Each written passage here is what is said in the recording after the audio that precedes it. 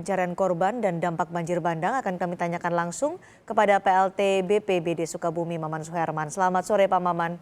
Pak Maman, jumlah korban meninggal dan yang saat ini masih dicari ada berapa Pak Maman? Jumlahnya saran dari masyarakat ada 3 orang, yang 2 orang alhamdulillah tadi pagi sudah ditemukan pada jam 7.50 yang pertama, kemudian yang kedua jam 8.30. Tinggal 1 orang lagi, Bu, laki-laki anak-anak ya, yang sampai hari ini belum bisa ditemukan. 1 orang yang masih dicari anak laki-laki ini laporan hilangnya seperti apa Pak Maman? Pada awalnya itu karena air meluap, Bu ya. Sementara anak itu sedang bermain depan rumah. Nah, rumahnya itu kebetulan pinggir kali gitu, Bu. Keluarga dari anak ini bagaimana kondisinya? Ya sementara ya sangat shock barangkali Bu ya dengan hilangnya anak itu. Dan kita tim Basarnas dibantu oleh teman-teman TNI Polri terus berusaha untuk mencari keberadaan anak tersebut. Proses pencarian masih berlanjut sampai saat ini Pak Maman atau ada kendala? Masih berlanjut Bu, walaupun memang ada kendala sedikit ya, karena memang agak turun hujan, tetapi tetap kita upayakan untuk pencarian barangkali sampai jam 18 lah Bu. Sampai jam 18 nanti. Cuaca di sana pada saat proses pencarian dari kemarin hingga saat ini apa yang bisa Anda ceritakan kepada kami Pak Maman? Kalau tadi pagi cuaca lumayan bagus, cerah Bu ya. Kemudian setelah jam 12 memasuki jam 13 sudah mulai mendung dan sampai sore ini cuaca masih mendung Bu. Tetapi pencarian terus dilaksanakan. Oke. Artinya apakah ini warga di sana masih terus diminta untuk waspada adanya banjir bandang susulan Pak Maman?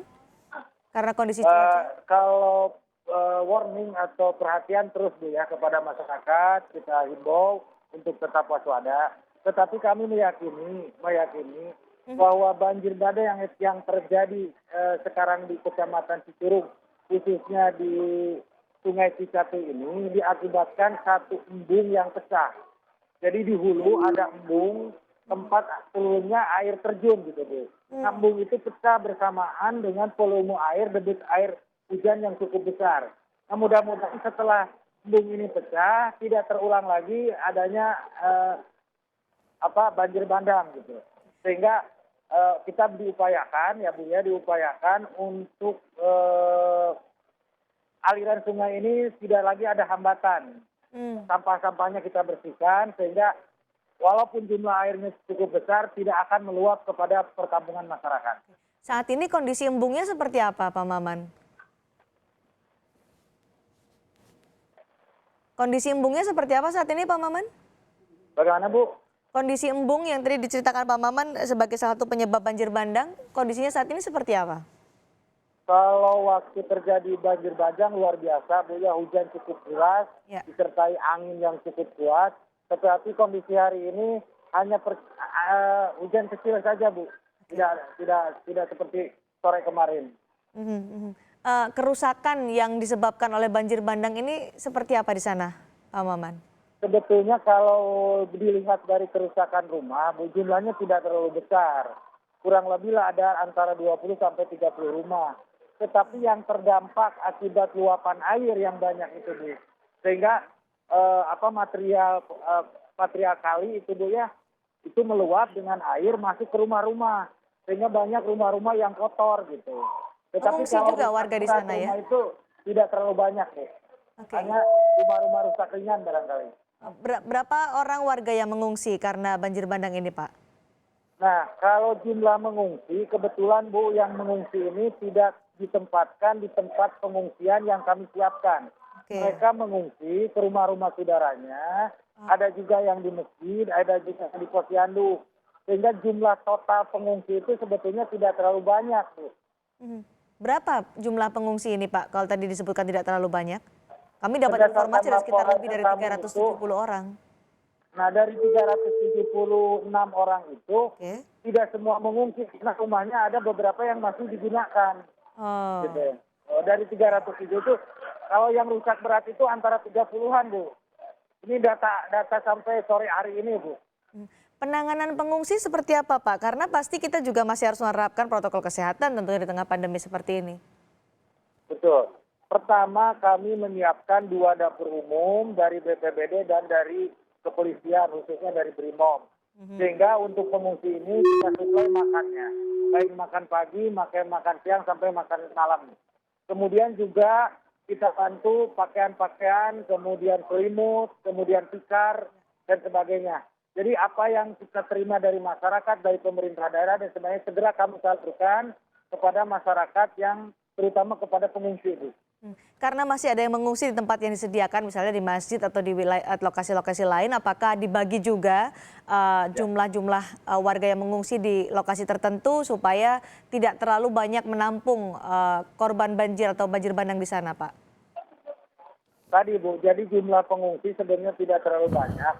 Kebanyakan mereka pindah rumah saja ke rumah saudaranya atau ke orang tuanya. Oke, Iya.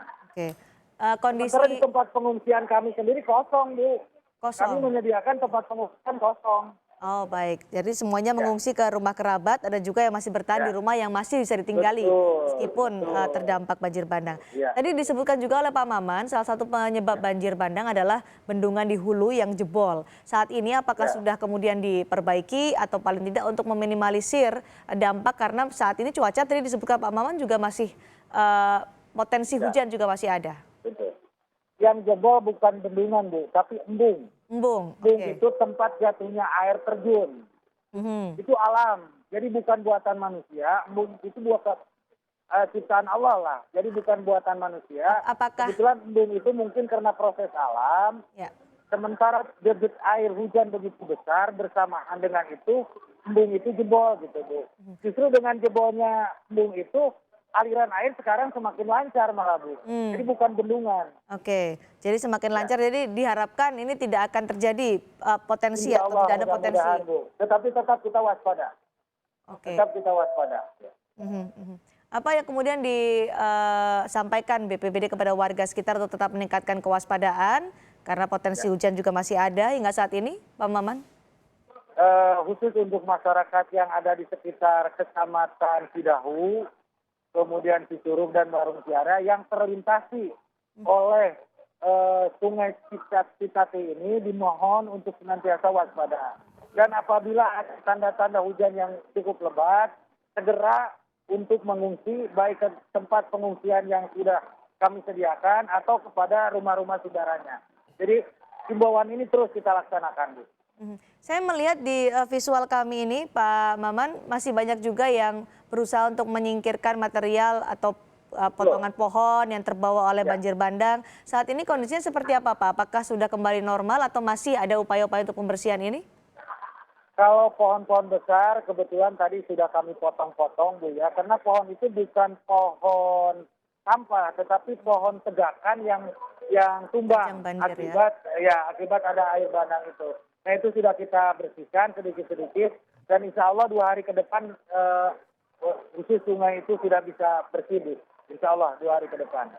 Baik, terima kasih Pak Maman telah berbagi informasi bersama kami di Kompas Petang terkait dengan banjir bandang di Sukabumi, Jawa Barat.